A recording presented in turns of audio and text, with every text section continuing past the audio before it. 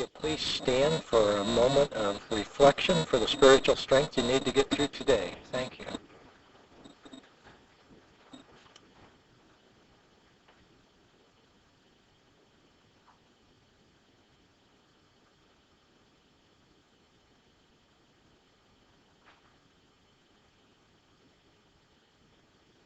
Supervisor Flynn, will you lead us in the pledge?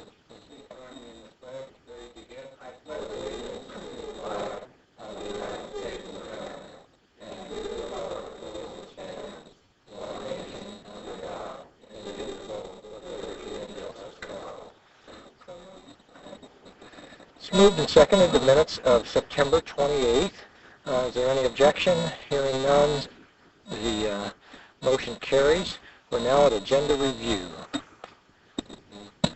Mr. Chairman and members of the board, there are a half a dozen adjustments here that we need to make. On consent item number 11, we're requesting that be continued to October 12th. It was pointed out to me yesterday that on item number 16 there appears to be an error in the quantity of gasoline that's spilled out on the highway. I'll get that clarified.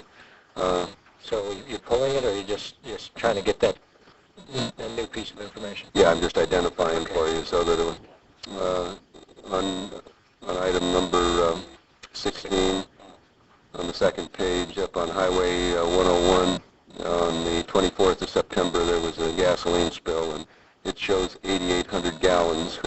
That seems like that would have made the LA Times and the national news, so I think that there's a digit or something. Okay, item number 17 has a revised page 1. A name was left off the printed agenda. It was in the original letter. On item number 27, we're asking that item also be continued to October 12th. Correct. Item 27, continued to October 12th. And I believe the district attorney has submitted a revised resolution for item number 28, which you have received. And then I have a note here that the addendum item 32 to also be continued to October 12th, 2004 at time certain, 10 a.m. And I'll give you the list here.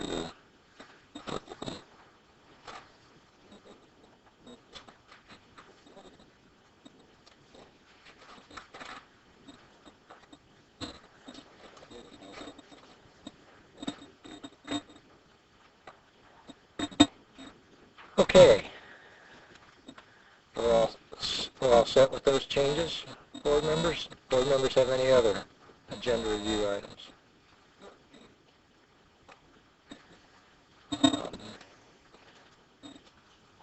And I believe item 24 is a time certain item on the disc, and that was something we can continue at 1:30. We can't continue it until then, but is that the intent? Yes, but County Council, can we continue this during agenda review? I believe you can continue it now because the only item is a request for a continuance, and so one would hope that there would not be public speakers here speaking to that item other than except as a continuance. You could vote to continue it now if you choose, and then the clerk of the board could appear at 1:30 and announce the fact of the continuance. Good. Okay, I'd suggest we do that. All right, everybody set there? All right. Okay, so we have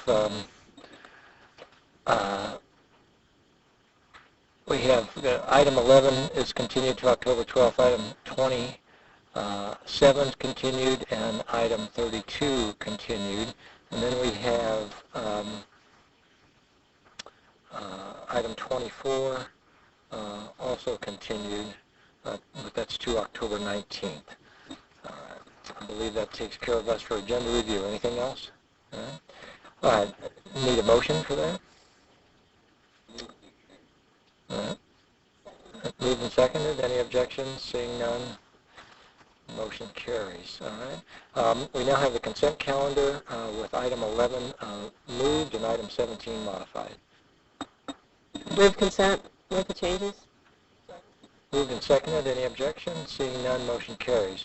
We're now at public comments, and we have quite a few more public comment cards than normal. We have 12 public comment cards. We normally are trying to budget that in a half hour, so I'm going to ask everybody to limit their comments to 3 minutes at this point in time. If you have more than that, we'll be happy to receive information from you in writing, come back, or you can catch us afterwards. Our first public speaker is Sonny Atkinson.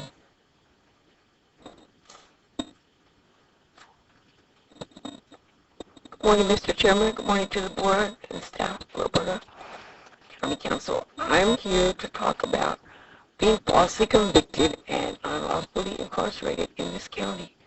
And it's still going on. The county has spent millions of dollars on judges' salaries and public defenders and lawyers and the prosecutor. Look at what I bought in the snack bar right now. Loaded dice. You can't see them probably, but there they are, $2. Well, that's what the judges used and the prosecutor used against us. I didn't feel that I was taking any risk when I truthfully reported that an Oxnard police detective had exposed himself to a bunch of little girls in his care. All these were minors, and they were minority kids, and they were on probation or some kind of other reason for them to be there. So he got them all together and planned to have a little barbecue and pool party, and then he exposed himself to the kids, and I found out later that he also impregnated one of the little girls. This is all a big secret, and it brings in a load of dice because I reported it. Who are you going to report it to? I reported it to everyone on the county board, everybody I could think of, because you cannot do this to little kids, little girls. They are the most oppressed, the most ignored, the most, quote, underserved of any of the children in the county. And they're the most hungry, and they're all the things that you can imagine. So I reported it to the police. That was a big mistake. That was a risk I didn't know I was taking. I was risking my life, and they tried to take my life in revenge for telling the truth, and they'll probably do it again. They tried to run over me with a big pickup truck when I was on a bicycle, unmarked, not a mark on it, and a big black motorcycle. They called and said, so I had one of their friends call up and say, oh, come to this place at a certain time while I was riding my bicycle out the driveway, and here comes a huge black motorcycle. If I hadn't been a couple minutes late, he would have got me. No markings on the motorcycle. A rider all in black, and all you could see was his eyes. So I want to talk about the cases now. I already went through every court that there is for to go through to the California Supreme Court, federal courts, and everything. And none of the judges, and the U.S. Supreme Court, they didn't want to hear about what really happened. They wanted to devote themselves to some kind of obscure technicality thing to ignore what really happened. Now the California Supreme Court has sent it back down to the Court of Appeal to decide something, never mind what, some technicality about the case. Now, we have written briefs in every single court telling exactly what happened and that this didn't really happen. And one reason that I know that the DA was playing with loaded dice is because before we had to get our public defenders fired by a court order because they were trying to send us down the river for something that a crime that never occurred at all. Thank you. We were doing it. Thank you very much. Your time is up. Fine. It's wolf and water, and you are still paying them. Okay. Thank you. Margaret Travers. Look them up. You're still paying them to oppress us. Margaret Travers, please. Someday it's going to all come out, and I would like to see somebody on the board or somebody in some authority do something. Thank you. Your time is up now. Margaret Travers. Good morning, Chair Bennett, the Supervisors, and Mr. Johnson. I'm Margaret Travers, the Executive Director of the Ventura County Arts Council. And this week we are celebrating the richness of our arts community in every part of our county during the 4th Annual Ventura County Arts Week. And I've brought you all copies of the brochure. This represents just 10 days of cultural programming, more than 140 distinct events in every one of our 10 municipalities.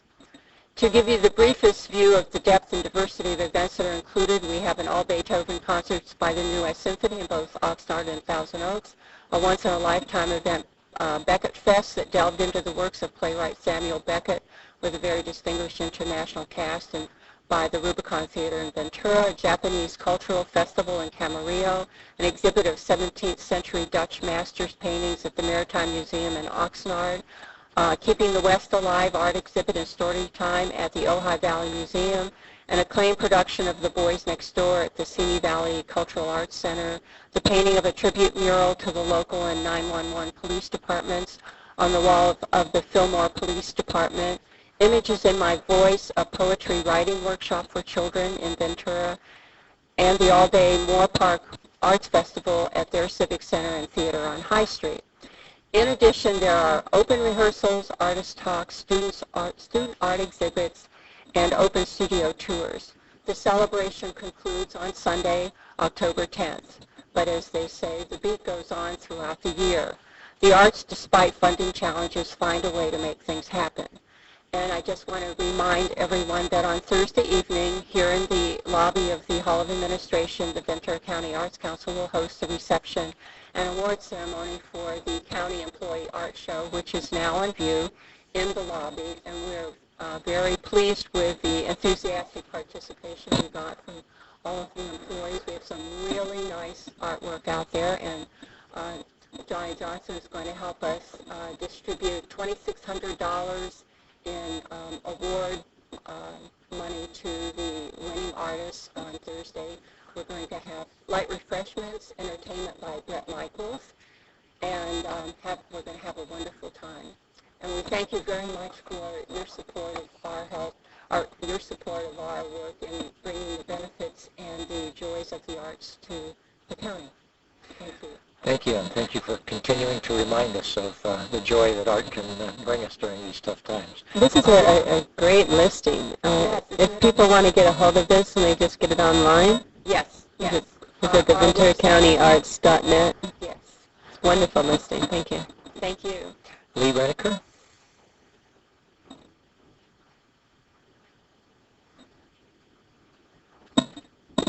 Good morning, honorable members of the board, chairman, and Mr. Johnston.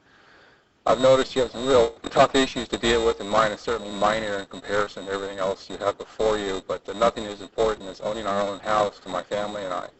And in doing so, we're trying to get septic approval, as you may know, from the Ventura County Environmental Health Department for over 2 years now, 1 year of which we've been pursuing an advanced treatment unit with drip disposal, of which 6 months ago the county finally accepted my application, which is no small matter.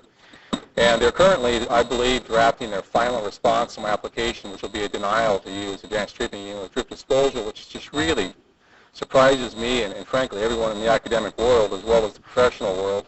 Even the Ventura Regional Sanitation District says a technology like mine is specially designed miniature wastewater treatment units intended for individual homes. Tests have proven these systems to be more effective than septic tanks at removing nitrates, ammonia, suspended solids, nitrogen, and other contaminants in wastewater. This technology is an effective solution to the problem of treating and managing sewage in environmentally sensitive and geologically challenged areas, and presents the wave of the future for California and the Ventura County that septic tanks are increasingly banned. I want to use this technology, and all I get is resistance from the county. The county is currently operating under a 1952 waiver from the State Water Quality Control Board to issue these permits. A lot has happened since 1952. We put a man on the moon. We've invented photocopiers. We've invented the personal computers. I mean, I can go on and on and on. Currently, the county is drafting at the request/requirement of the State Water Quality Control Board that a new MOU be written. And in this MOU, the Environmental Health Department is watering down those requirements to continue to resist the use of this technology. AB 885 was authored by Hannah Beth Jackson and signed into law in 2000, requiring municipalities issue and recognize this technology. The California EPA, the federal EPA recognizes it. This is a picture of it right here. I could go on and on. From Alabama to Washington, they've issued it statewide approvals. In the state of Mississippi, 1997, Mississippi, statewide approval for this technology. This is nothing that's new. It's nothing that's challenging. And in Ojai, where I want to build my house, which gets almost all of its water exclusively from the ground, the Environmental Health Department would rather I dig a seepage pit 40 feet in the ground and dump raw sewage in it. Where's the sense here? Advanced treatment is not only recognized, it's encouraged, it's supported by every municipality. There's over 300 of these systems in a couple of counties in Northern California. There hasn't been one failure. They've exceeded their expectations in how it operates. I'm just floored why it's so difficult to get approval for this. I'm trying to craft my presentation from 5 to 3 minutes, so it's a little tough. And your 3 minutes, is up, Mr. Okay, well, I just hope that, just 30-second closing if you don't mind. They're currently crafting the new MOU. I'm sorry, we can't do that for everybody, and I've already gambled somebody else down. But you do have plenty of time to talk to us, and we've had lots of communication from you. Thank you. Geraldine Williams?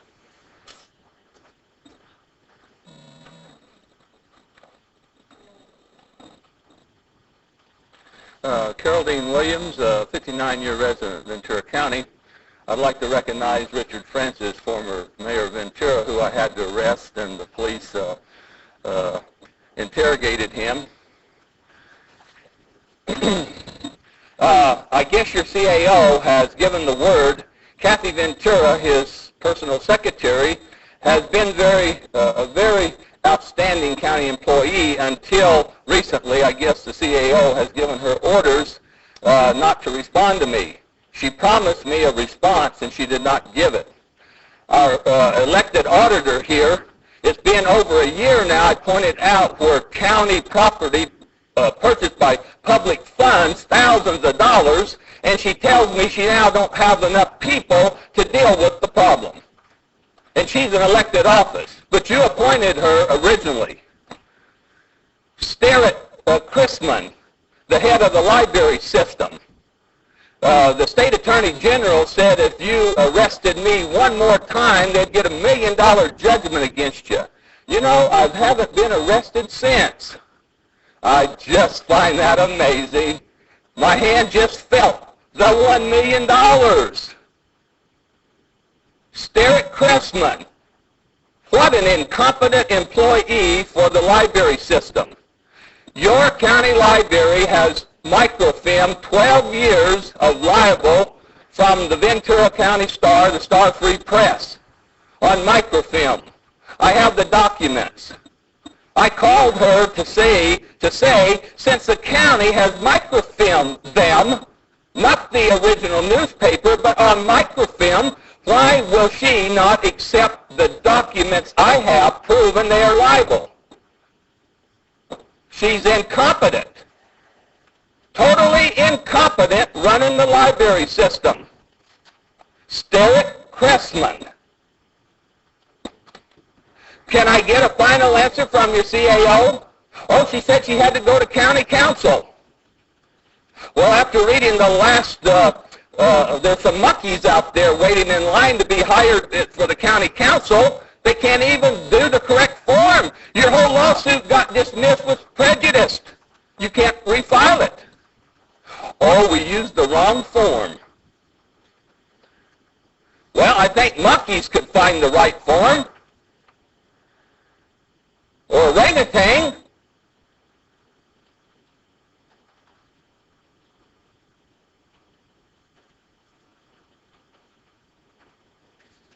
So, county council, you have a deposition I've read, which basically says you're not qualified for this office.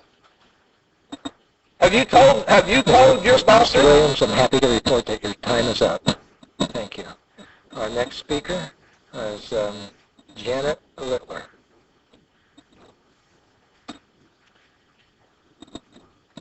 Mr. Chairman, honorable board members, Mr. Johnston.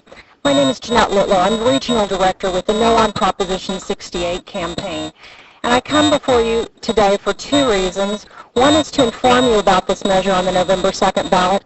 And the second reason is to ask that this Board of Supervisors consider placing an opposition resolution at an upcoming meeting to consider joining us in opposing this deceptive measure. Proposition 68 was placed on the ballot by the owners of card clubs and racetracks who are bankrolling this measure in an effort to get the exclusive authority to operate 30,000 slot machines in our cities and suburbs across California. This would be an unprecedented expansion of gambling in our cities, near 200 schools and near already congested streets and freeways. What this would do, that the proponents are saying, at least this is their claim, is require 64 sovereign tribes to agree to give up 25% of their net earnings in complex agreements that would have to pass their tribal councils. Then it would have to pass state and federal court approval. It would have to pass the governor's approval and then the Department of Interior. And the trick is that this would all have to happen within 90 days. And of course we know that can't possibly happen. And so do the people who are bankrolling this measure, because that's exactly what they want to happen, fail. Because in the absence of that, the default mechanism is that these card clubs and racetracks, including Hustler Magazine, Larry Flint, would get that authority to operate the 30,000 slot machines.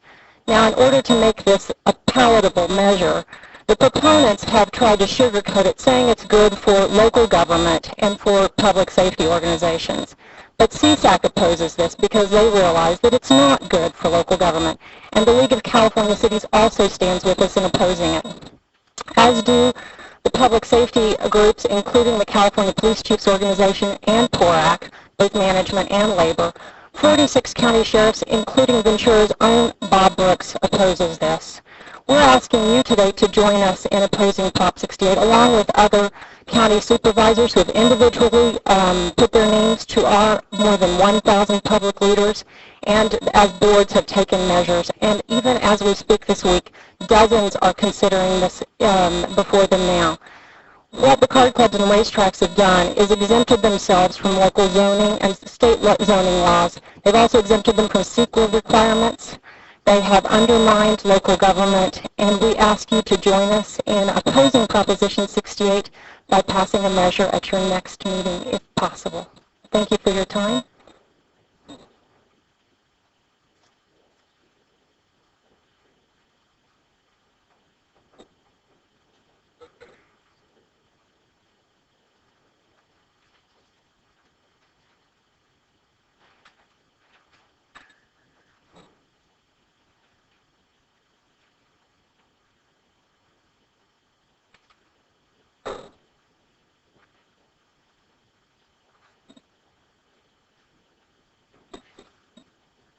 My name is Clarence Freeman. I live in 822 Central Avenue, Fillmore. I've been an engineer for 65 years. Good morning, board of supervisors. Good morning, Clarence. Welcome back. And chair of the board. And I'd like to speak on the Heritage Valley development. To start out with, if you look at this storyboard, Fillmore is built on an alluvial fan. And up on the top there is a picture of how an alluvial fan is generated from a canyon and a watershed, and then it flows out over flatter ground. Up on the top is a picture of the apex of the Pole Creek fan. And if you look at it, it's just ragged, and it hardly shows any definition. It's the lower part of the canyon, and you can see the concrete channel over the right, which was turned 80 degrees about the beginning of the 1900s, so that it wouldn't flow through Fillmore anymore. The concrete channel eroded. It was put in 1979. It eroded by 1989. It had to be resurfaced, which really doesn't repair it. And it's now ready for more repair. It has been declared that it's not fit to pass a 100-year flood. Now, this exhibit is an official exhibit of the city of Fillmore. Master plan of drainage. You'll see that they left something off. They left off, although they show Pole Creek, they left off the drainage area, although they show the other drainage areas that they have to take care of. Now, when Clarence, if you don't go to the microphone, this won't be on the record. I'll let you repeat that real quickly, and I'll give you 20 more seconds. You were saying that the Pole Creek drainage was left off the map. Let me just get that set on the The record. Pole Creek drainage is left off the master plan of drainage for the city of Fillmore. When you make a map, and there is the master plan of Fillmore down at the lower left, and when you see the watershed of Pole Creek, 8.5 square miles, you can then put in perspective the Heritage Valley development, which is down at the bottom of the sheet in the center.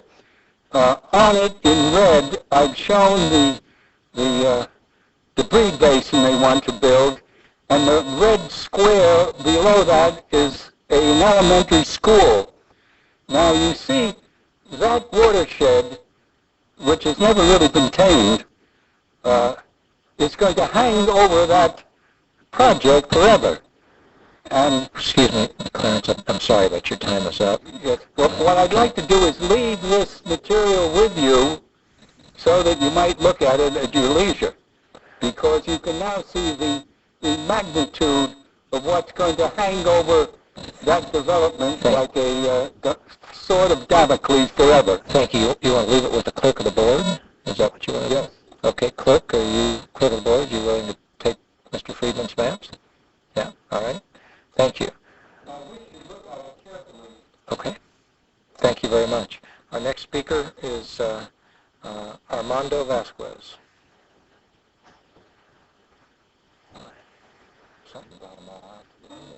I'm going to speak a lot quicker today. Those 3 minutes go by real quickly. I'm going to be here every week, and I'm going to try a new strategy each and every time that I'm here.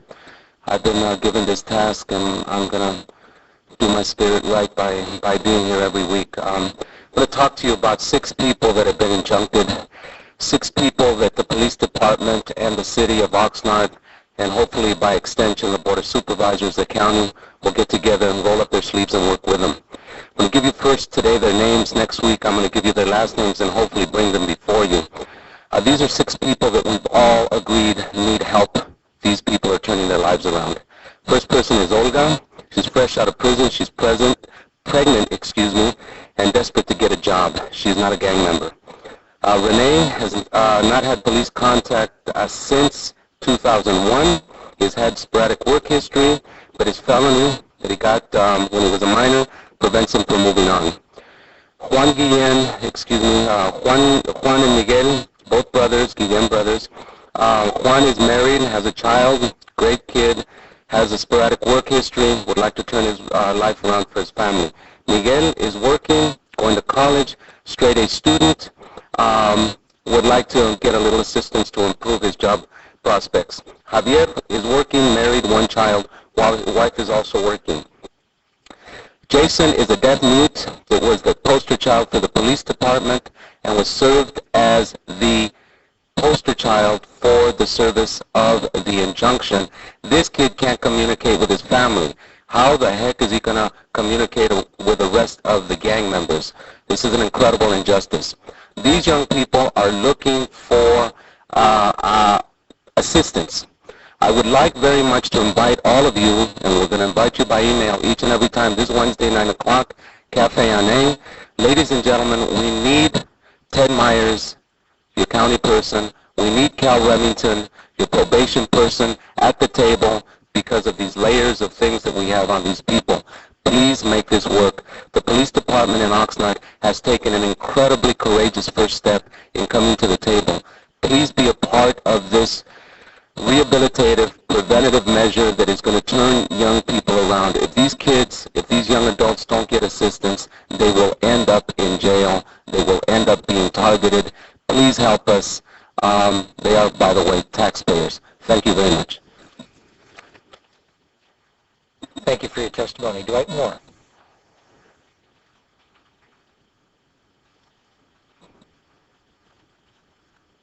Thank you for the opportunity to speak. This evening, the City Council of Fillmore is poised to approve tract maps for 750 home development for the very wealthy that will extend hundreds of feet into the floodway of the Santa Clara River. I did not misspeak. This project extends into the floodway of the Santa Clara River. It would be bad enough if it were just simple encroachment into the floodplain. How could this have been allowed to happen?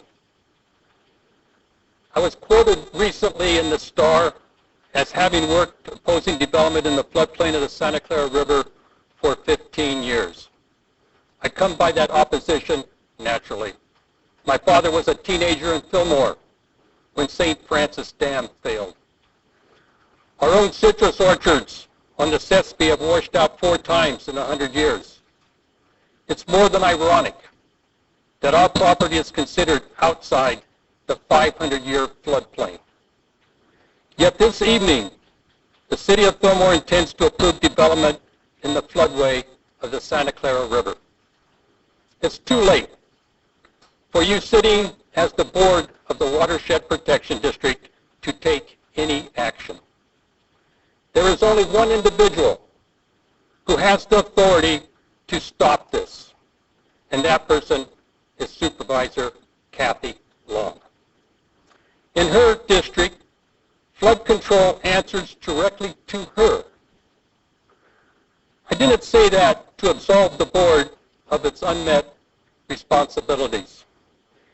And I very much appreciate the consistent support I've received from 2 of you. Unfortunately, it takes 3 to change policy. Thank you. Thank you for your testimony. Lee Quaintance. Thank you. Good morning. I'm Lee Quaintance, and I'm here just as an individual. I have a letter that I've addressed to the chair and to each member of the board, which explains the issue, so I'll be very brief. Why I'm here is because I'm a fiscal conservative, and I have some concerns that I don't think are unreasonable that I hope will be addressed before this board considers a proposed increase in the contract for the Culbertson firm, which is working on the BISC project. The Harbor Commission at its meeting last week on the 29th, by a single vote, passed through to you, or will be presented to you as a result of their recommendation, a proposal by the Harbor Department to increase to $440,000 the contract with the Culbertson firm. Some $359,000 has already been spent. As detailed in the letter, my concern is documentation and oversight. I have other concerns about this engagement, but what I'm addressing today is the need to account for the spending of public money. The Harbor Director was asked at this meeting whether with this addition to $440,000 there would be sufficient funding to complete the work that is called for in the contract, and her answer was no. That needs to be detailed. I think the public and you are entitled to know what would it cost to actually fulfill this contract. The scope of work for the addition is also quite unclear, quite vague. What are you buying for this extra $50,000, or rather for $90,000, since some $40,000 remains unspent under the present level of spending that is authorized. And finally, there is a mysterious quality built into the recommendation. Of course, the recommendation attached is a draft, which may be changed by the time it reaches you. I hope it will be. But there's a reference in this to the contractor working for some 6 months pro bono or for reduced fees.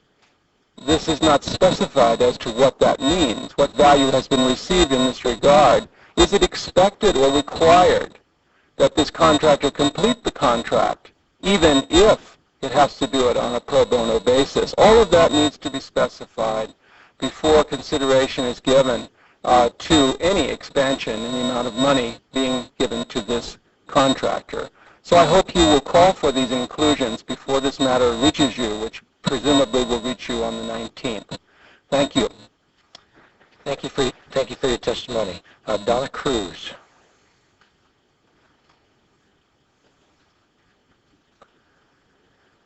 Excuse me, I see Councilmember Walker in the audience. I don't have a speaker card from you. Is that correct? Did you think we were psychic and we're going to call you up without turning it in? What's going on? Good morning, Board and staff. My name is Donna Cruz, and I live at 900 Grand Avenue in Fillmore. My home and land are actually in the unincorporated area outside the city of Fillmore. I, along with others, do not live within the city limits, but have gone to City Council, Fillmore City Council meetings on numerous occasions to address our concerns about the proposed Heritage Valley Park residential development. We have commented on numerous items, including the design of the Pole Creek debris basin, along with their plans to build homes and a levee within the Santa Clara River. Because we do not live within the city limits, we are told we're outsiders, that we should not meddle in Fillmore city business. Our collective voice is therefore ignored. This development will affect everyone on both sides of the Santa Clara River in the Ventura area, along with those property owners down the river in Santa Paula, Ventura, and Oxnard. We who live in the unincorporated areas only have you as our representatives to protect our interests. Your board has not been presented with these plans for the river. You as our representatives have not been allowed to review the plan for its effects on the larger community in which we all live. Fillmore will be giving their final approval to 3 phases of this project tonight at a special city council meeting. Since this board has not yet had the opportunity to review this information, I would strongly request that you contact Fillmore today and ask that they withhold any decision on this project until your board has reviewed the decisions of the Watershed Protection District staff as they relate to FEMA and the script reports on the Heritage Valley Park. Thank you for your time. Thank you for your testimony today. Nick Dalton.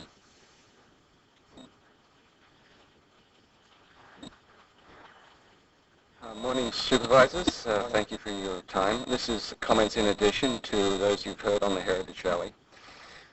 You've all been assured that this project has been thoroughly studied for some 4 years, but the truth is that only a tiny area immediate to this project has actually been researched. For example, Pace Engineering, the company hired to do this study, has completely ignored the upstream conditions where massive development in Valencia and surrounds has dramatically waterproofed the watershed and significantly increased the flood potential of future storm events. In addition, Pace study falsely assumes that Fillmore is on the banks of a normal river where the bottom is gradually being lowered by erosion. In fact, Fillmore is in a vast deposition area, and the river bottom is actually rising over time, and rising with it is the potential for flood levels. But just as this company has failed to appreciate the conditions upstream and down, they have also completely failed to take into account the damage that will be done to the riverbank opposite by thrusting this project out into the floodway. Such a protrusion will inevitably cause erosion of the properties on the opposite bank.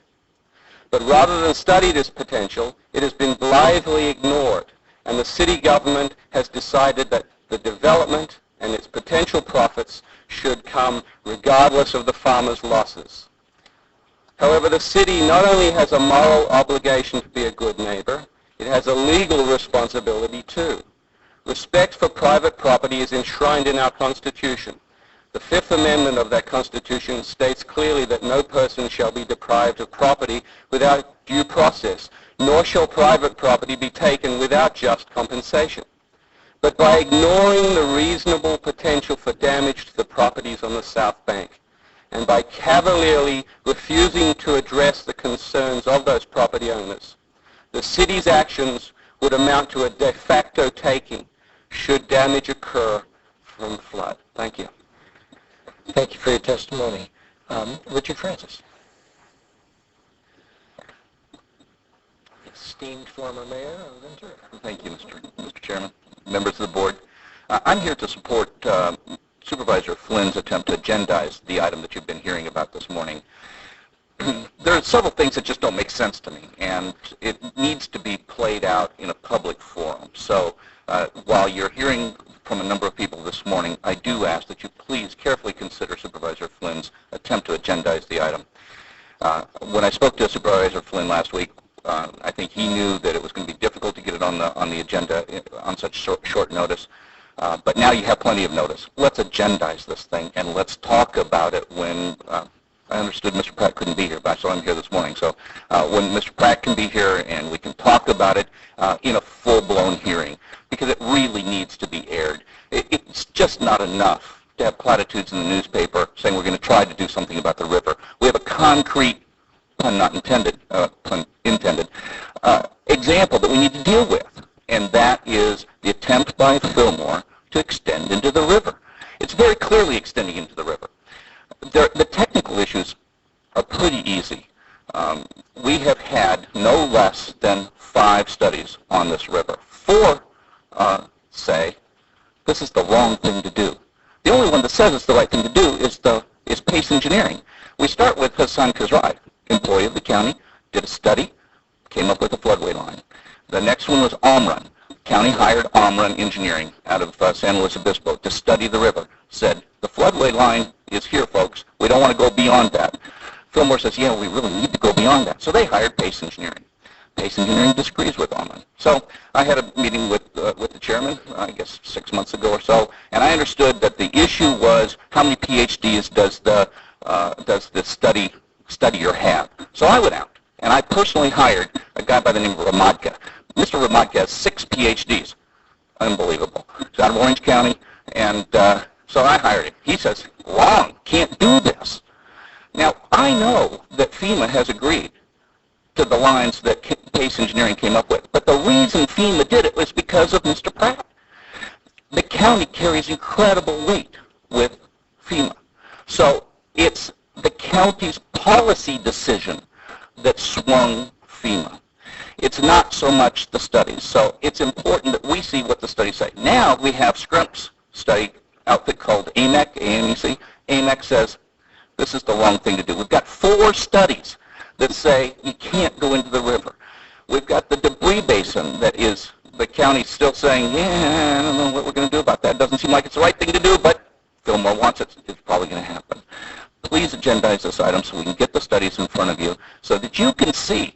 The studies say this is wrong. It has to be a political decision somewhere that's pushing this. So let's air it in the political forum. Thank you for your testimony. And Mr. French, I just want to, you talked about the meeting. I think it was more than how many PhDs they had. I also think it was the level, I think, and I'm trying to remember here, just outside, I think it was the level of specificity of the studies was cited as the difference, but I could be wrong on that. Yeah, right. Patty Walker, Councilman.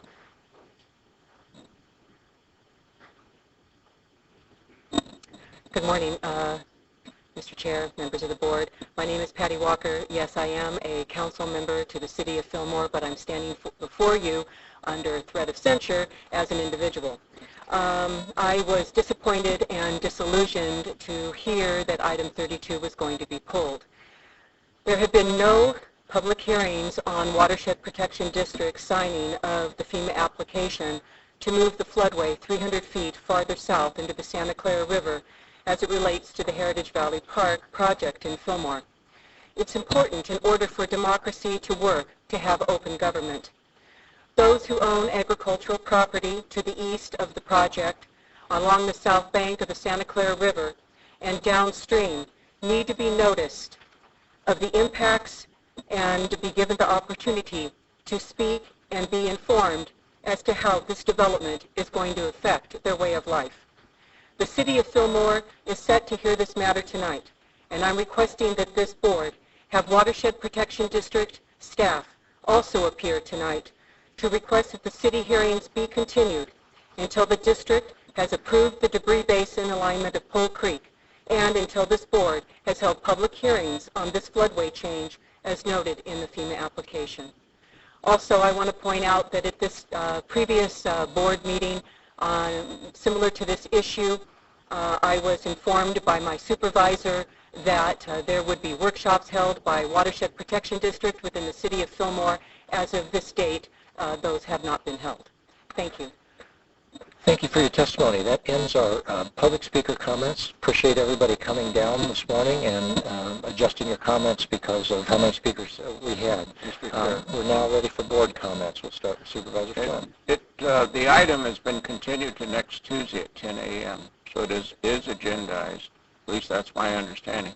There is a request for Fillmore to continue the item so that the board, which is a player in this issue because of Watershed Protection District, Fillmore ought to continue the item until we look at it carefully. All right. Board comments, Supervisor Parks.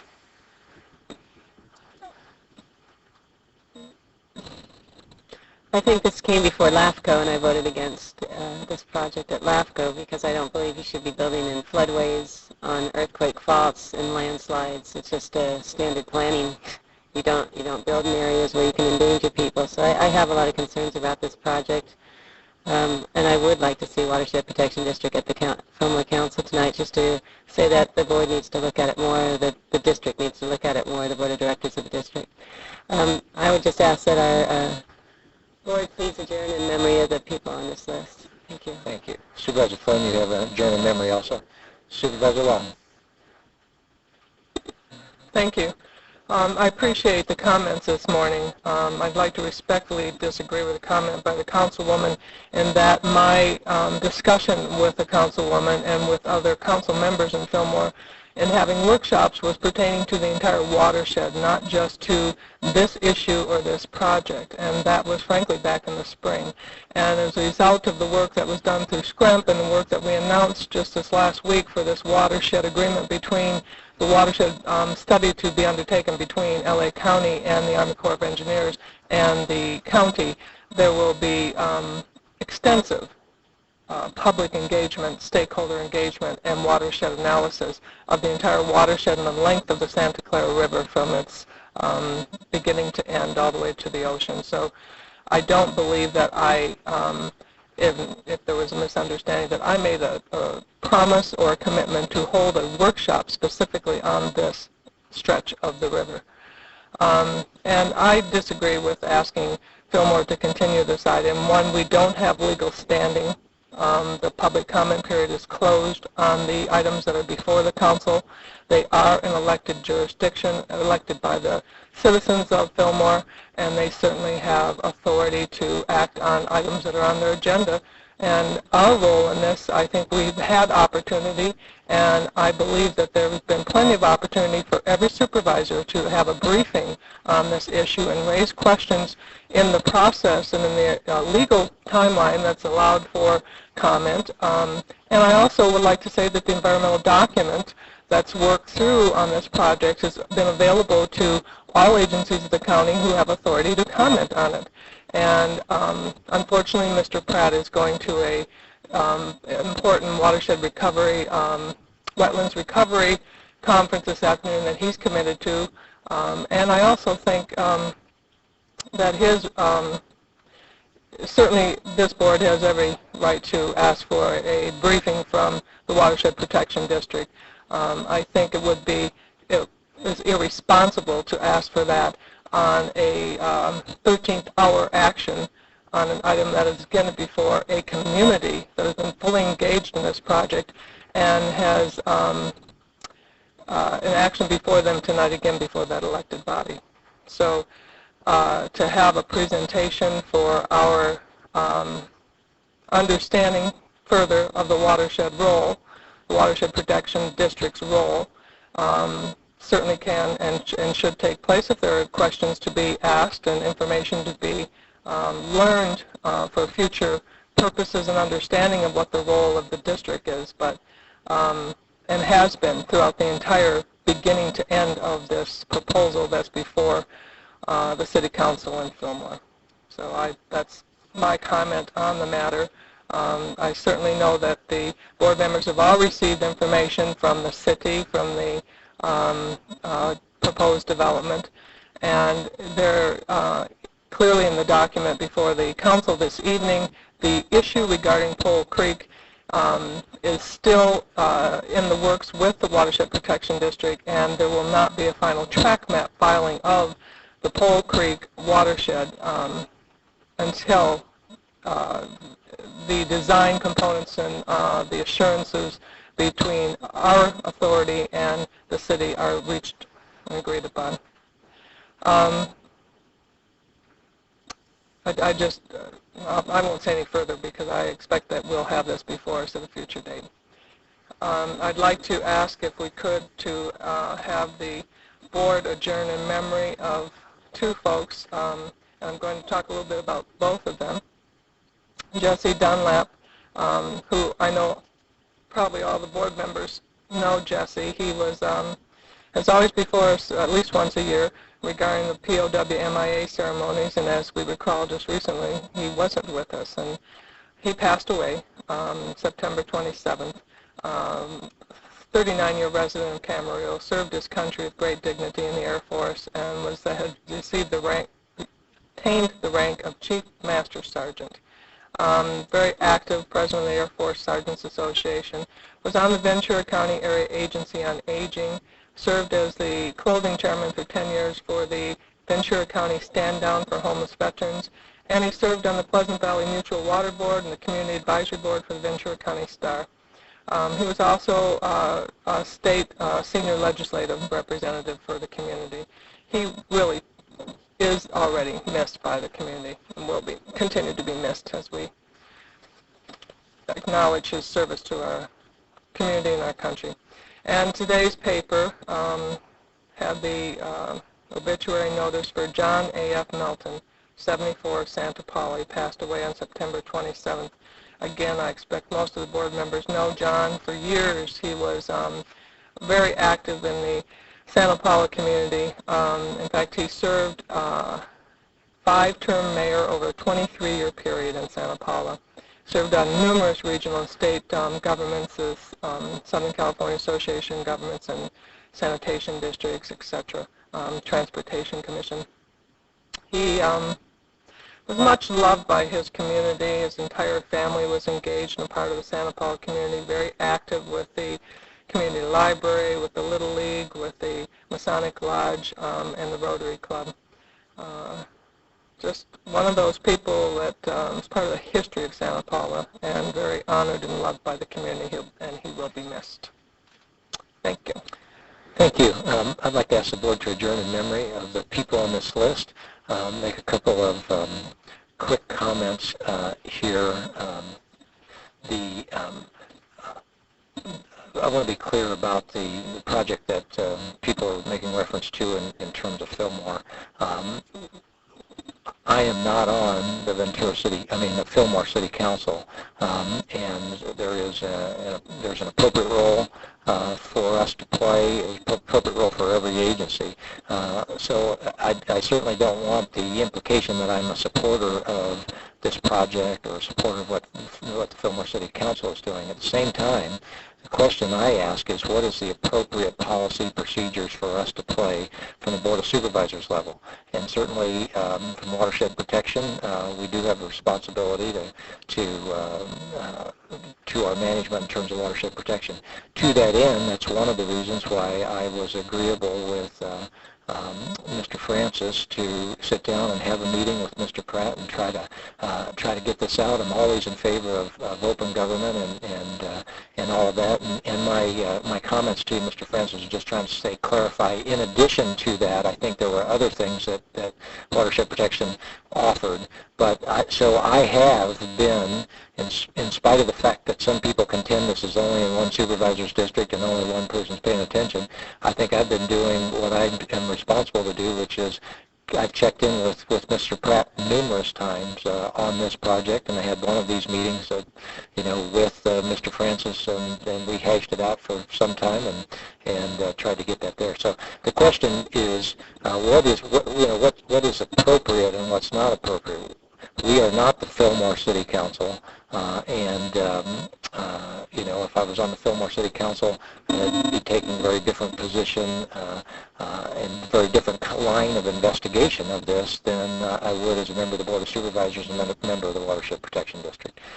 So with that, those are our comments, and we probably have pushed the Brown Act all over the place here in our board comments, since this was agendized and everything else. But since we're taking no action, there's nothing to invalidate, I think, probably in terms of that. Okay, so that ends our board comment. We're through our agenda items. Thank you, everybody, for your testimony here this morning in public comment. And we are now coming up on our 9:30s. And our first 9:30 item is adoption of amendment to the Ventura County Ordinance Code, Division 1, Chapter 3 of the Civil Service Commission. So item 18. Do we have anybody from staff for item 18?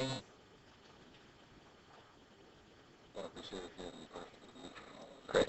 Barbara Jonay is here if you have any questions on the technical issues. I think Supervisor Parks and I have been given the proxy of everybody. That was a joke for the record. We're down to 2, but if you'll hold 1 second, I think we'll be back at 3 in just a moment. There we go. Alrighty. Item 18 is just the second hearing for placing the Chief Financial Officer from the Retirement Association into the unclassified service. Great. We have a motion? Move the item. Moved and seconded. Any objections? Seeing none, motion carries. And now adoption of the ordinance of County of Ventura repealing and reenacting Section 5511 of the Ventura County Ordinance Code to require security clearing. Do we have anybody here to speak on this?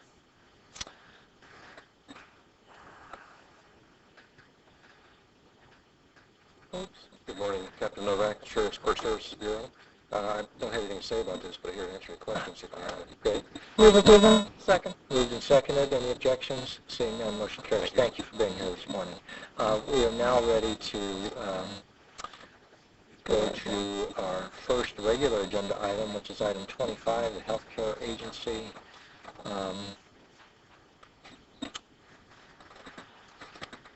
And approval of the annual report and the local emergency regarding HIV. Good morning, Mr. Chairman, Supervisors, Mr. Johnson. Thanks for allowing me to speak to you today.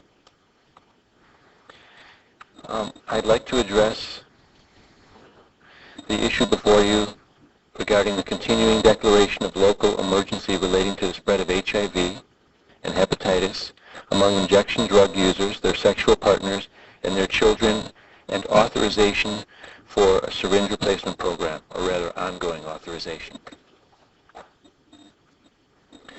In 2003, in Ventura County, an additional 30 cases of AIDS and 115 cases of HIV infection, which are those who are infected but not yet AIDS, 130 cases of hepatitis B, and 593 cases of hepatitis C were reported on confidential morbidity reports to the county.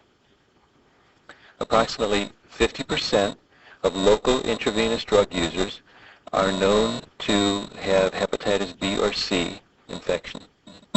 In Ventura County, 18% of reported AIDS cases are related to intravenous drug use, either through direct exposure to intravenous drug use or exposure via sexual relations with an injection drug user.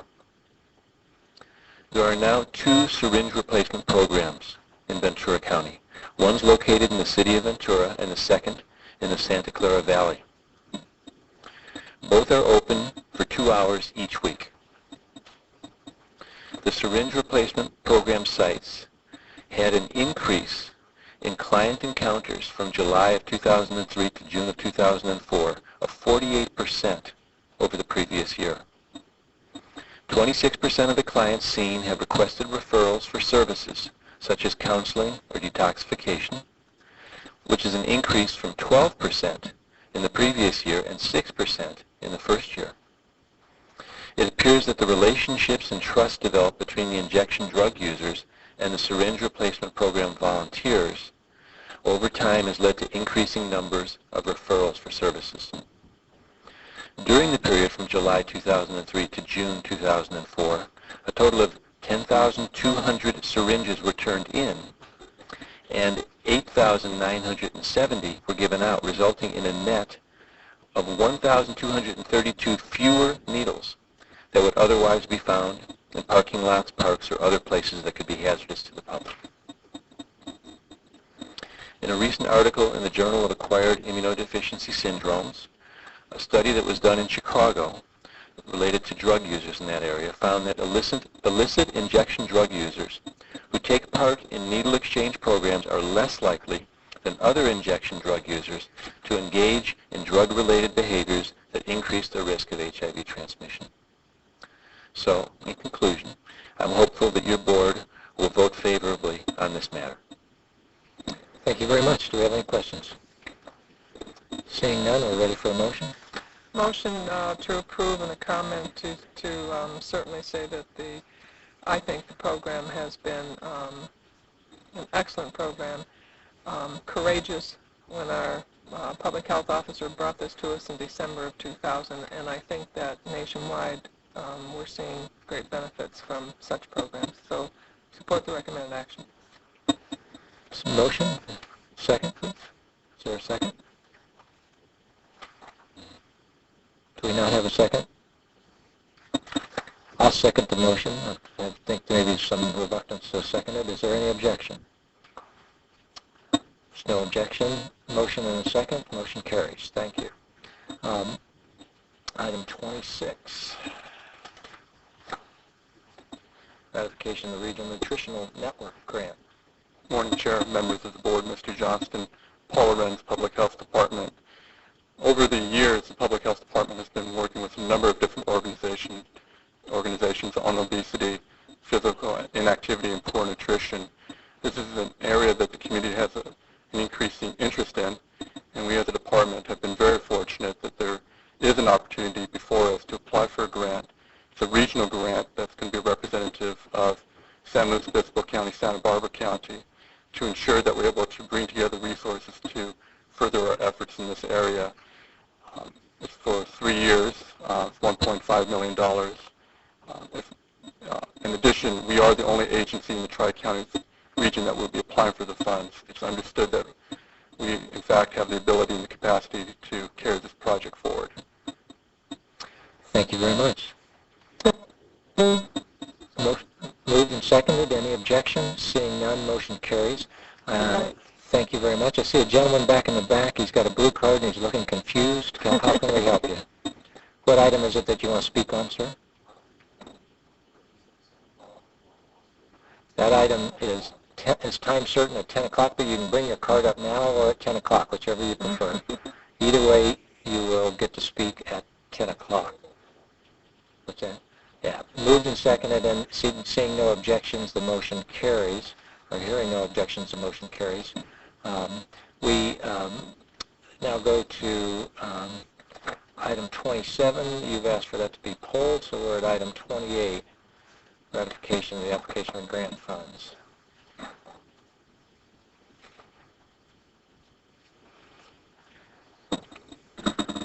Good morning, Chair Bennett, board members, Mr. Johnston.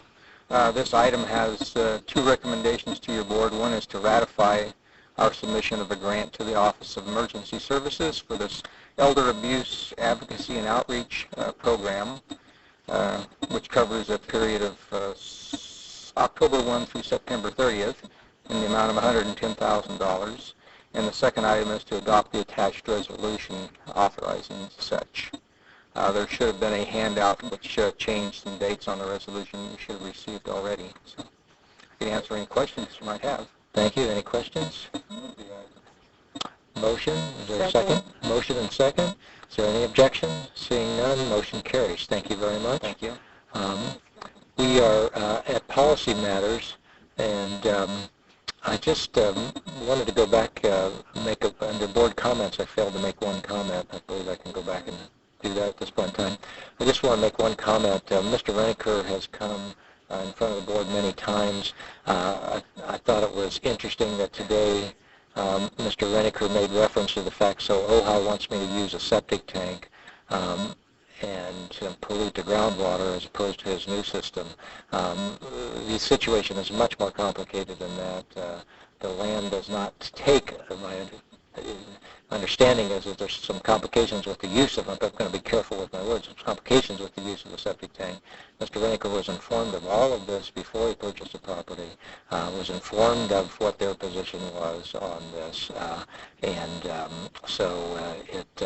I would just remind us that when we talk to our staff, we're only hearing one side of it when we hear from Mr. Reniker here during these public speaking comments. Mr. Johnson, looks like you want to comment. And just to add to the clarification, in case your board thinks that we are callously disregarding the pleas of a citizen, Mr. Berg, Mr. Gallagher, and I have given in excess of 20 hours of time personally, one-on-one, to review this matter with the applicant, and he's been given specific requests for additional data in writing, with the understanding that even with all that data, it may be physically impossible to meet the standards on the property. So it is not that he's not getting the attention so far. He just hasn't gotten the result that he would like. And I would offer that the portrayal that somehow our Environmental Health Department just enjoys frustrating a property owner should be countered with the perception that our Environmental Health Department is charged with the public health, not only of Mr. Reniker, but all of Mr. Reniker's neighbors, and their responsibility is to make sure that what goes in is safe.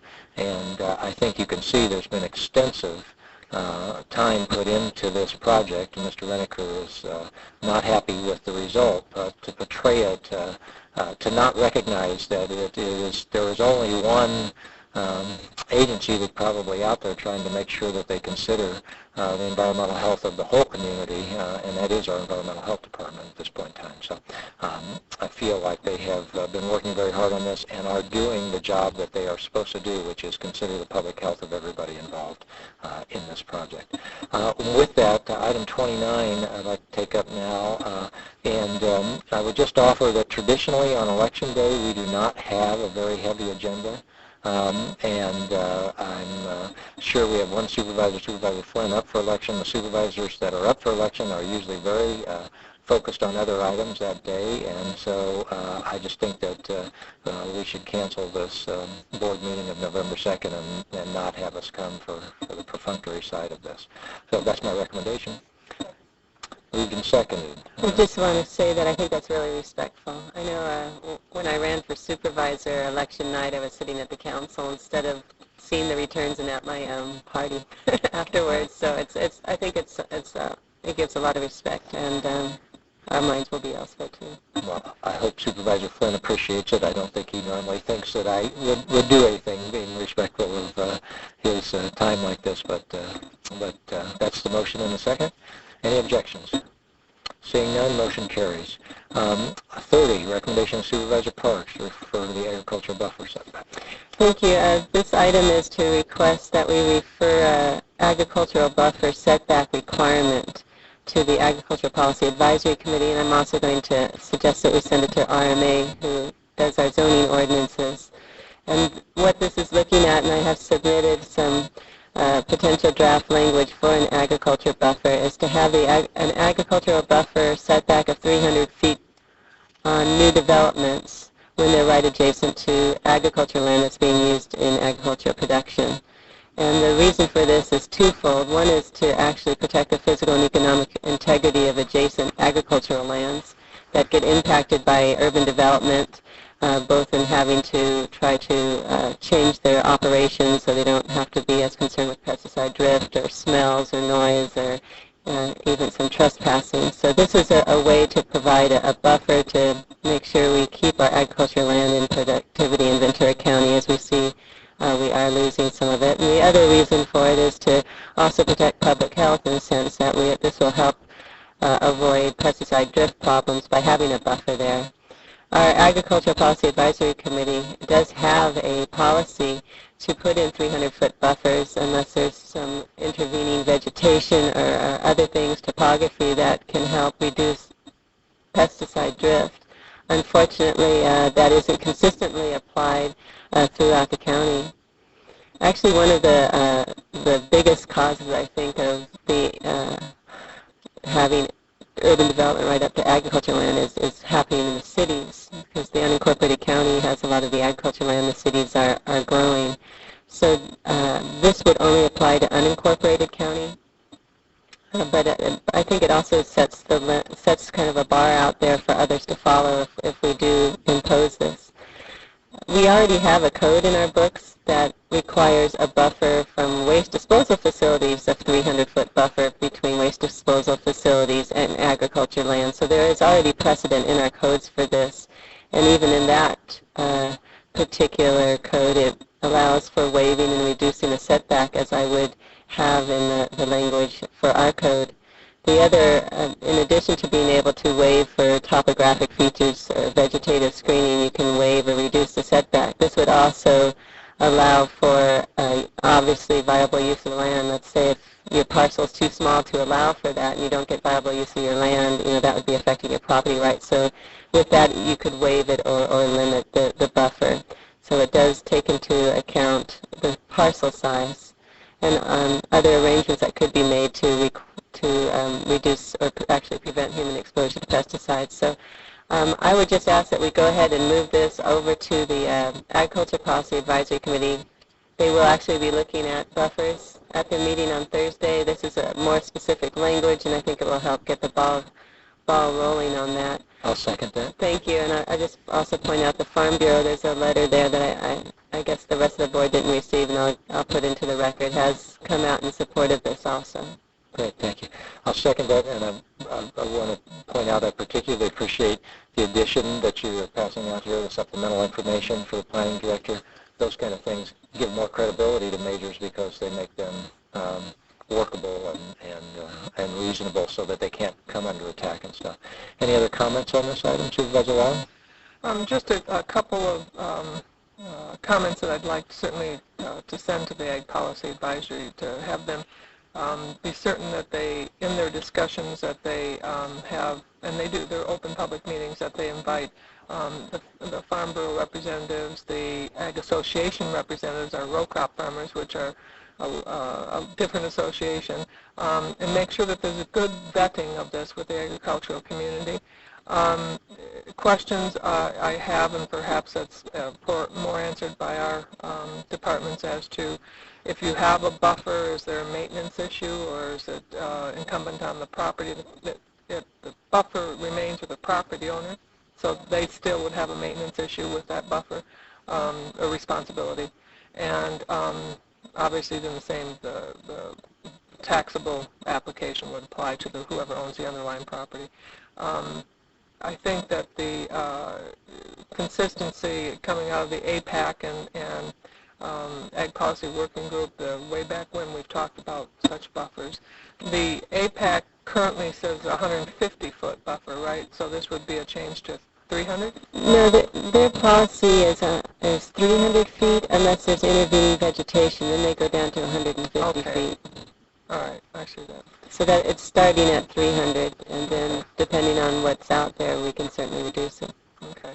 Would this require any environmental review or process for our county agency?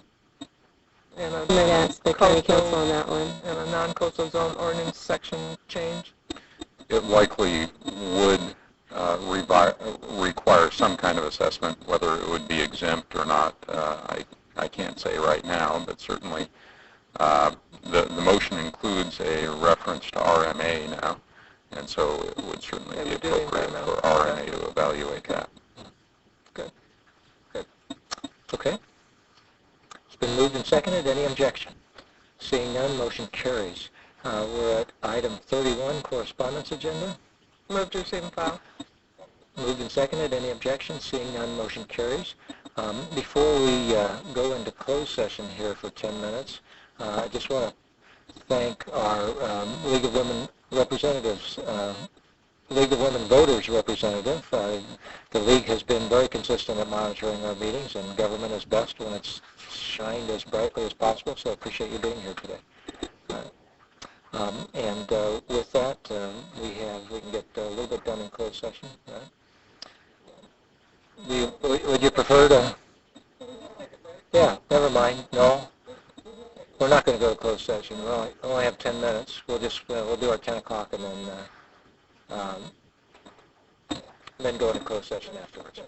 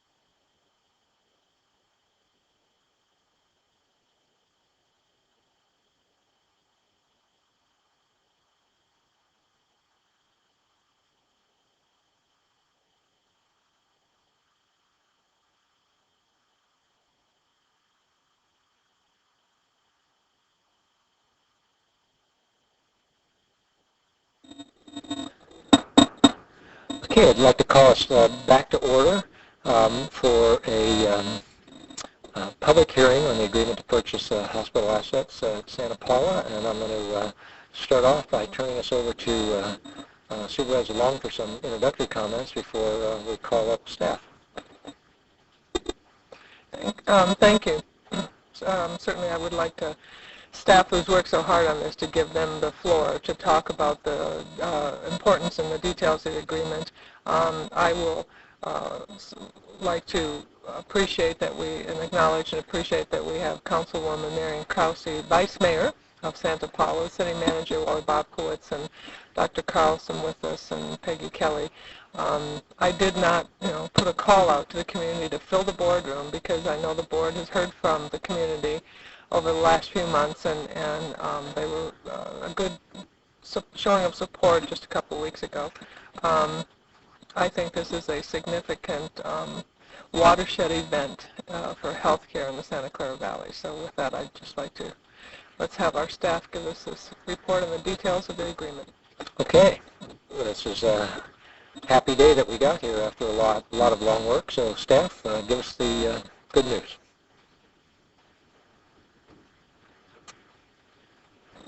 Members of the board, Mr. CEO, good morning. My thanks to you for 2 years of perseverance to find a solution to the Santa Clara Valley medical services that are badly needed.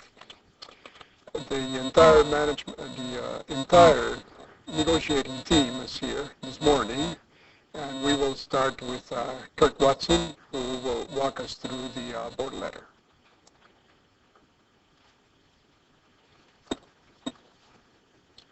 Good morning, Chairman Bennett, members of the board, Mr. Johnston. If your board approves the 7 recommendations identified in the board letter, we will begin the process of working with the Unsecured Creditors Committee of Santa Paula Memorial Hospital to reopen the facility that has been closed since December of 2002. Today we're asking your board to authorize the chair to sign a purchase agreement that will allow the county to purchase the hospital building, a medical office building, and an administrative office building, all personal property pertinent to those buildings, as well as the real property that these buildings and the accompanying parking lots occupy. Apologize. The total land area to be purchased is 13.5 acres, and the purchase price is $2.75 million. If your board authorizes the chair to sign the purchase agreement, that agreement will become the centerpiece of a plan of reorganization for SPMH to be filed with the Bankruptcy Court by the Creditors Committee. And another essential part of that plan of reorganization will be an agreement between the Creditors Committee and a real estate developer, yet to be identified, to purchase 15.5 acres of undeveloped land on the campus, which the county is not purchasing. If the Bankruptcy Court approves the plan of reorganization, the Creditors Committee and the county will begin a process of due diligence that will allow both sides to address a number of preceding conditions which must be satisfied before the purchase agreement is consummated. One of the most important conditions from the county's perspective is that the county must have the ability to obtain regulatory approval to operate this facility under the full licensure of VCMC. One of the most important preceding conditions from the Creditors Committee's perspective will be the approval from the City of Santa Paula to divide the SPMH campus into the 13.5 acre parcel that we're purchasing and the 15.5 acre parcel which the county is not purchasing, and to allow a zoning change to provide for residential development on the 15.5 acres. To date, the city has been very helpful and supportive, and in fact the City Council and City Manager from Santa Paula were responsible for bringing the county and the Creditors Committee together. If these preceding conditions are met, the deal will close, the county will pay $2.75 million, and the creditors will then sell the undeveloped 15.5 acres. The $2.75 million from the county for the purchase price and the sale of the undeveloped property will be used to pay SPMH's creditors. A point of clarification, there's been some confusion about this. The county is not paying off SPMH's debts. We are simply purchasing 3 buildings and 13.5 acres of land for $2.75 million. If your board approves the recommendations in the board letter, HCA will begin working with the CEO's office to develop a financing strategy, which will be presented to the Financial Planning Committee for review. We anticipate that this process, including the bankruptcy court proceedings and regulatory approvals, could take anywhere from 6 to 8 months.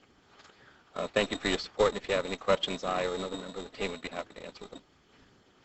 Thank you. Do we have questions? Supervisor Long. If I could just ask again if you would reference in the agreement the free and clear language, or maybe that's a question for our powerful attorneys. Refer that to David Henninger. And this is just, there has been some misunderstanding as to what the county obligation will be here. Yes, Supervisor Long. I'm David Henninger. I'm attorney with Hooper, Lundy, Bookman, and been working on the negotiations with the team throughout. The free and clear language basically says that the county is taking absolutely no liabilities related to any of the properties that it's purchased. And in fact, the agreement further says that the whole transaction is contingent upon a bankruptcy court order that will in fact say that there are no contingent rights of any creditors, any liabilities whatsoever with respect to that property. So the county will step into no prior liabilities whatsoever. Those will all be extinguished in the bankruptcy court. In fact, we did some extra work to determine whether, in the event the county were to rehire some of the employees that previously worked at Santa Paula, whether there might be any residual liability as a result of that. And we confirmed with outside counsel that that is not the case. That only arises in a case where you might walk in and day one you have all the employees at the prior operator and you pick up everything just as it was the day before. The full workforce, no change whatsoever. Obviously, we've got nothing like that here. The facility's been closed since last December. So the free and clear language again means that there are no liabilities whatsoever accruing to the county from past acts of the old owners. Thank you. I appreciate that. It was important to have that firewall understanding, so we are clearly protected in the agreement. Okay. Other questions? Any other? I don't have questions. I just have sort of a general overall comment. This took a long time, and it took a long time because I think all of us recognized that we couldn't put ourselves in a situation where we put at risk the safety net that we provide with our current hospital facilities and our current by taking on an operation that was going to have become a financial drain for us. And as a result, there were a number of important parameters that we went over in closed session for many hours and checking out numbers and trying to do that. One, for example, is to make sure that the county did not end up assuming any of this liability. I mean, liability for pension obligations of employees could be enormous, that simple thing there.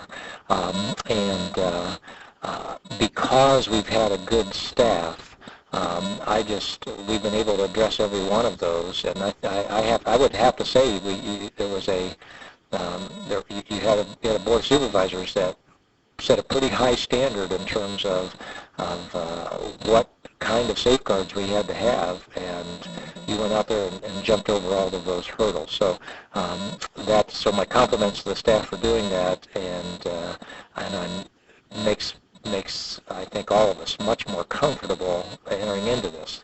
It is still providing medical care overall is broken in this country, but it is probably the best setup we could come up with to provide the essential care that needs to be provided in the Santa Clara Valley, and at the same time try to do it efficiently and protect the taxpayers.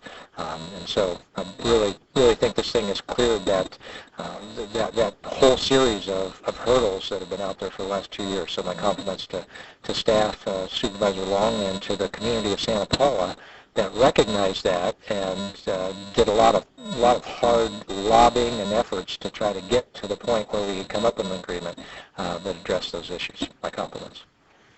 Okay, Supervisor Flynn.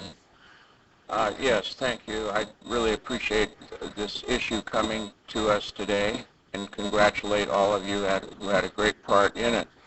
Our county has a fine, excellent public health system. We have a strong safety net. And our county is going in the direction of providing more health care, more emergency care. Compare our county with our neighboring county to the south of us. Emergency rooms are closing.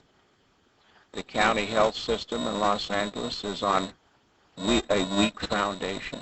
We don't have that here. Why don't we have it here? Because we have policymakers paying attention, number one, but also we have an outstanding staff, and they're standing in front of us, along with a lot of other people who do the day-to-day work in the hospital and the clinics. So I think we've got a great day here for us and a great future for public health and a stronger safety net throughout the county. And I will point out, I know Supervisor Parks will say something, but we also do have 2 public speaker cards too. But go ahead, you want to make a comment? And then I'll just say that I also want to compliment staff and Supervisor Long. It's such a worthy effort and one that I really thought was impossible.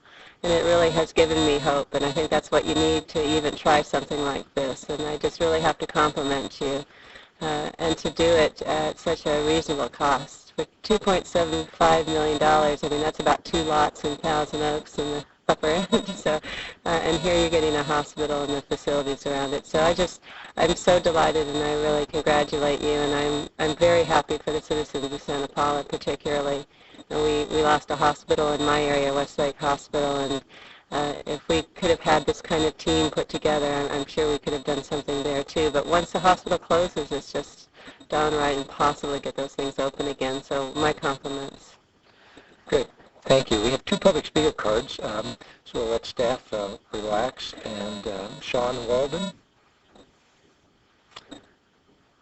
representing the creditors committee.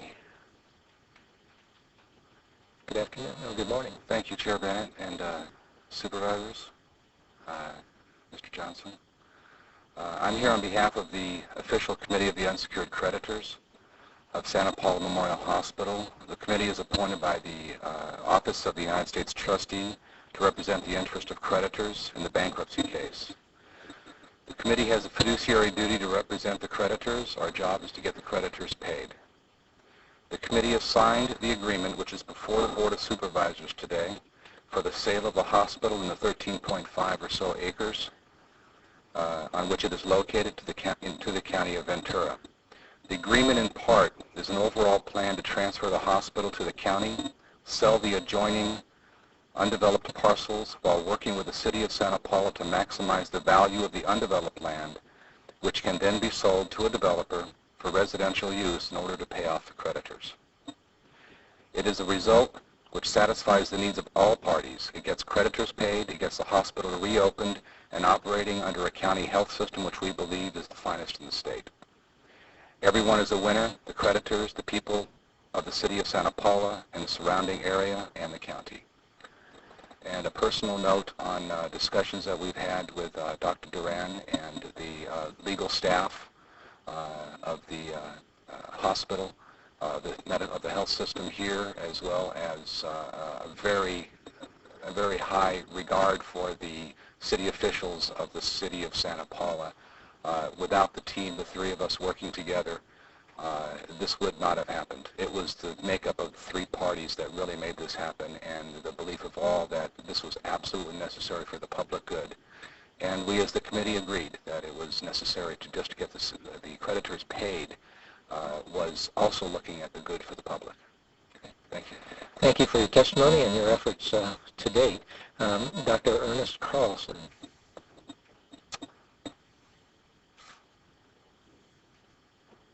I'm Ernest Carlson, and I want to, on behalf of the people of Santa Paula and Fillmore and the entire Santa Clara Valley, wish to add my thank you to the board of, each member of the Board of Supervisors, also to Dr. Durand and his staff, and to the City Council of Santa Paula, and I believe of Fillmore too, who have all worked diligently to bring this day about. So thank you very much. Thank you for your testimony, Mr. Carlson. I'd like to take just a minute before we actually do the motion to vote on this to give a special thanks to someone. We certainly have had remarkable staff working on this, but it's probably true to form that he's also sitting all the way back in the back corner of the room there. But Dr. Sam Edwards retired from the county system, and in spite of that, has been actively involved in playing a really key role in working with the community and building that confidence and working with VCMC and Santa Paula. And so Dr. Edwards, our thanks and appreciation. You contributed one more thing on your life's list of great accomplishments. You added one more after you retired, which is a great accomplishment. Thank you. And with that, we're ready for a motion. Mr. Chair? Yes. I will certainly, with great hope and appreciation and the importance of this motion today, is much of what's been said this morning. I think we do have the finest healthcare system in the state, and it's been under excellent leadership with Dr. Duran and Dr. Edwards and the team. The negotiations have been tough, but there has been tremendous support from the city councils of Fillmore and Santa Paula, and the creditors committee really helped to bring the parties together and make sure that we focused on the healthcare needs of the Santa Clara Valley, not the institutional survival. I think we also, questions as to who are we going to serve. We're going to serve Medicare patients. We're going to serve Medi-Cal patients. We're going to serve privately insured patients. We're going to serve those who have no coverage. It's our mission. We will provide that mission, and it's a mission that's needed in the Santa Clara Valley. We are going to have Santa Clara Valley residents won't have to go further away to LA or into Ventura for emergency care response or to deliver that baby when you have 1 hour to go. They'll have immediate access to the hospital and emergency care as close to home as it possibly can be. And in reopening this as part of our finest in the state healthcare system, the hospital will be able to operate primarily on the funds that are generated by patient care,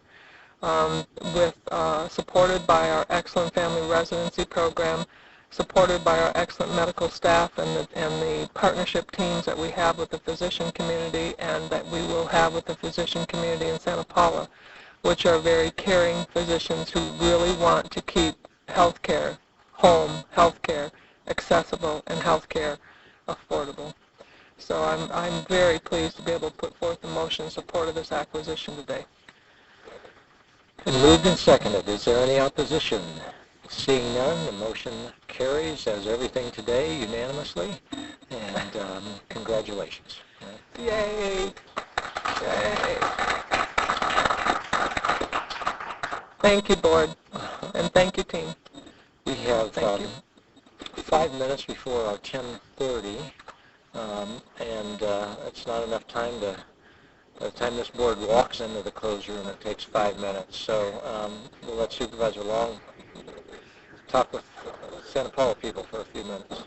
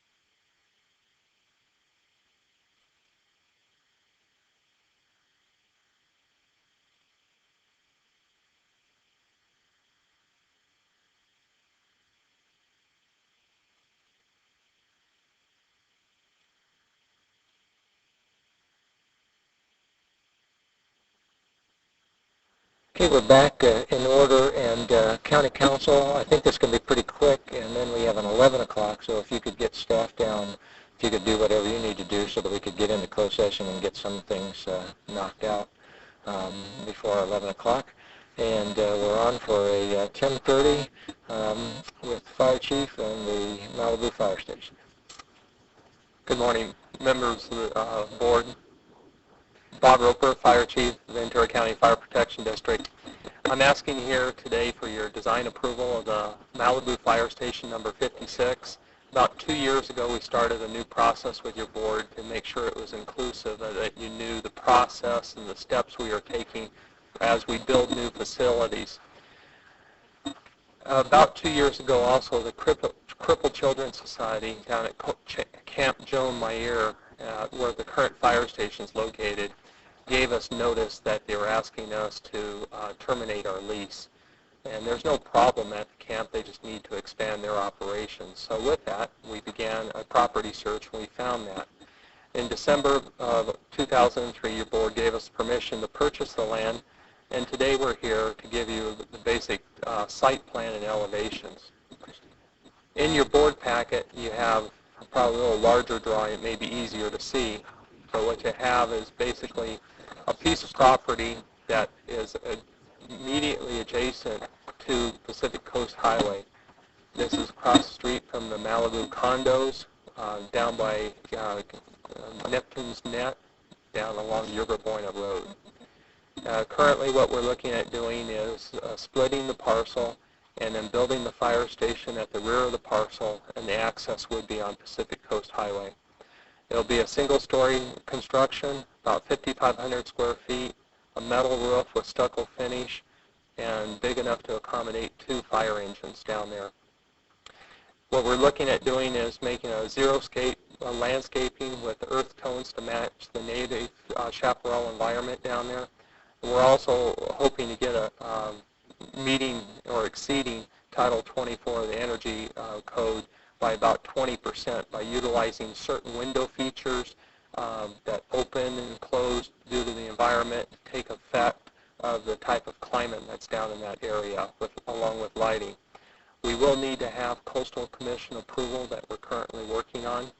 And right now the plan is to have the bids go out in February and completion of the facility in December of 2005.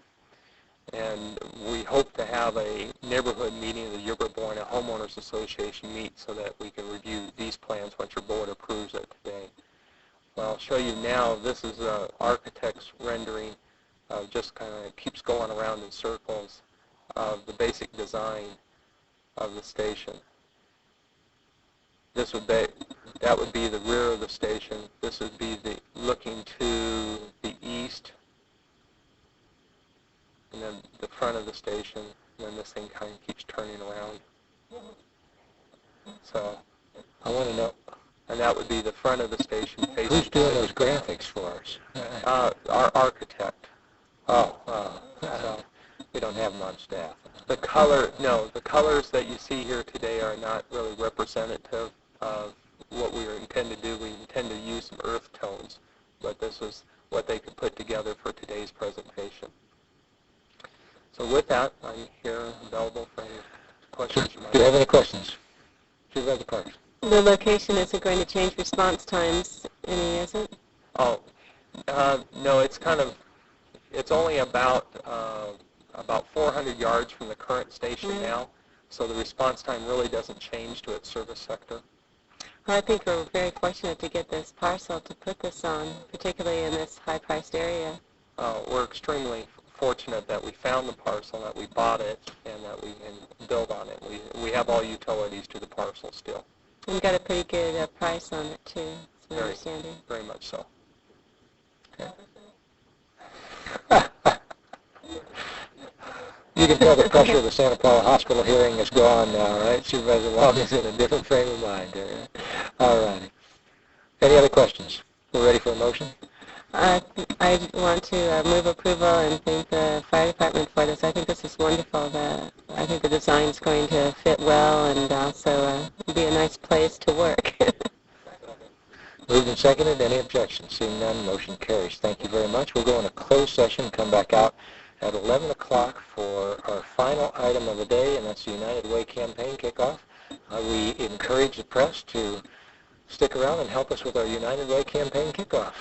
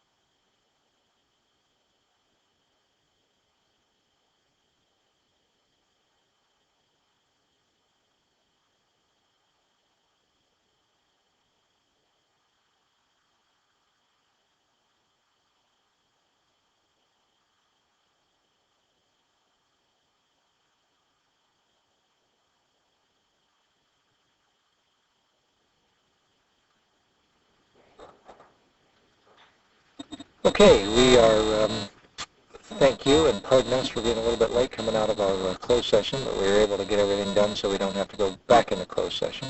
And so we're at item 22, and the United Way campaign. Really appreciate you coming back here. So who is the staff person that's going to kick this off? All right. Okay.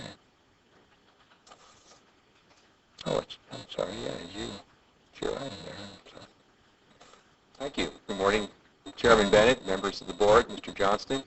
Very pleased to be here. Very pleased that you have a few minutes to share with us regarding the United Way kickoff campaign this year. I'd like to introduce to you our guests here today, the CEO of United Way in Ventura County, Mr. David Smith. I should have introduced myself, Scott Smith, co-chair this year for our county campaign with Mike Planet from Superior Court. And we also have a special guest to introduce, but first, be pleased to ask David Smith to come up from United Way. Bless you. Good morning, Chairman Bennett, members of the board, Mr. Johnston, Mrs. Cohen. It's always, this is, I guess I would start by saying this is one of my favorite days of the year in my involvement with the United Way, because it's my opportunity to represent United Way's board of directors, our staff, and our member agencies, our partners, in coming here to the Government Center to help you kick off the United Way campaign. And the United Way campaign with the County of Ventura is particularly significant because it is the largest single workplace campaign that United Way of Ventura County has on an annual year. The support that the County of Ventura shows for United Way is critical as we move forward with our mission of helping to provide important financial backing for health and human service organizations in Ventura County. It's particularly important this year because, quite frankly, we're coming off a disappointing down year with our United Way campaign a year ago. And we need to have a stronger result this year so that we can deliver the services in Ventura County that are all important to thousands of residents of Ventura County every day of the year. It's also important because United Way is moving forward with a community impact agenda for the future that includes important new programs, including the 211 Health and Human Service Information and Referral phone line program that we'll be launching early next year in a partnership with Interface Children Family Services. So United Way thanks the employees of Ventura County, and thanks you for your support of United Way as we move forward with our plans for the future. Thanks very much for letting us be here today and working with you. Thank you for your comments. I'd like to also recognize for you that we have, I just have to say that as co-chair, working with Joyce Taylor, Supervisor Long's office has been terrific. Just has really helped us so much. And Sandra Chance from my office has really helped me a lot. And Eve Liebman is here from United Way, who's been our contact person on our coordinating committee. And certainly there are many others, and there'll be a list of them you'll be able to see. Our coordinating committee, there's a lot of county agencies that have been involved, and everybody's been terrific so far. I'd like to invite up to the podium, though, right now, my co-chair, Mike Planet, and we have a special guest, Donna Lynn Caskey. Donna is your employee from Human Services Agency. She works out in Oxnard. And Donna is the artist who submitted the poster for this year's campaign, the winning poster.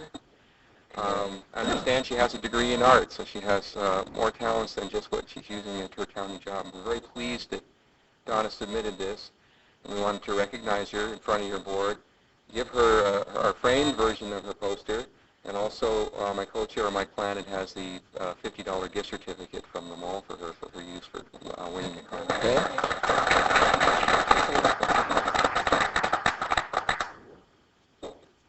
like to say anything for the board? Good morning. It's an honor to be here with all of you, the board. I feel honored that I was able to contribute in this way with art, to contribute to a good cause, the United Way campaign.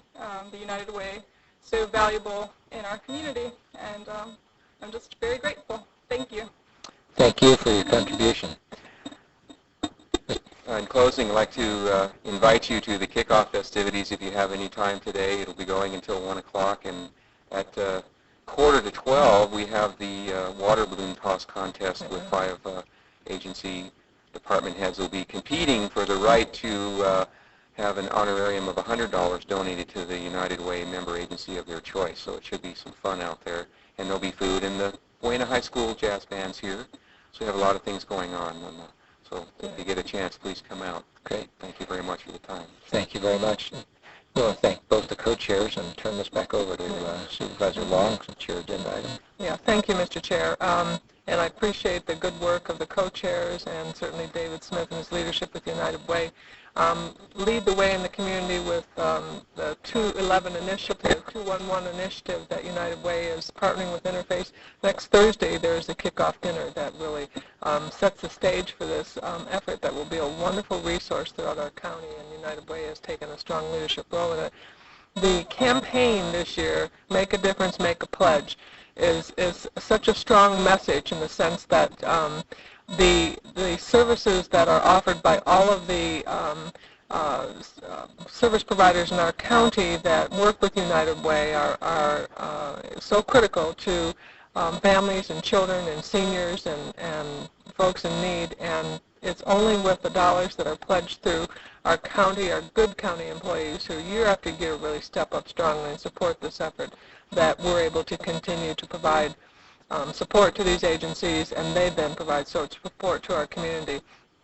I really like this year that the different agencies of our county have adopted United Way agencies, and in the board letter you see where that connection is made with Area Agency on Aging has adopted Long-Term Care Services as the agency they wish to support in their efforts in the pledge drive, and you can see the list for yourself. I think that puts a real personal connection to both the county employees from those agencies and the service providers in our community. So I encourage all of us to go out and join in this kickoff and celebrate the Make a Difference, Make a Pledge noontime activity, and all of the county employees listening to join us. Free food, entertainment, and balloons, water balloon fights. Hey, we'll be out there. I'll be dodging them. So thank you so much in bringing this forward and supporting the kickoff of the campaign. Okay. And certainly on behalf of the rest of the board, through our 2 co-chairs and to everybody else associated with United Way, and it's obviously one of the very logical things for the County of Ventura and our employees to support, since we're so involved in providing a safety net. And so I'll just repeat what you had said, and I hope that all of the employees that are out there that happen to be listening to this meeting will think about rededicating and increasing their contribution to the United Way, because we didn't meet the goal last year, and we need to make sure we get there and do better this year. So if the county employees step up and lead the way, we probably have the best chance of leading everybody else in the county. So that's a plea I'd like to make. Supervisor Parks. Oh, I thought you pushed your button. Go United Way. All right. All righty. Make a pledge. Thank you very much. Thank you. See you out there. Okay, that's right. Unless anybody has anything else, our meeting is adjourned, right? Meeting's adjourned.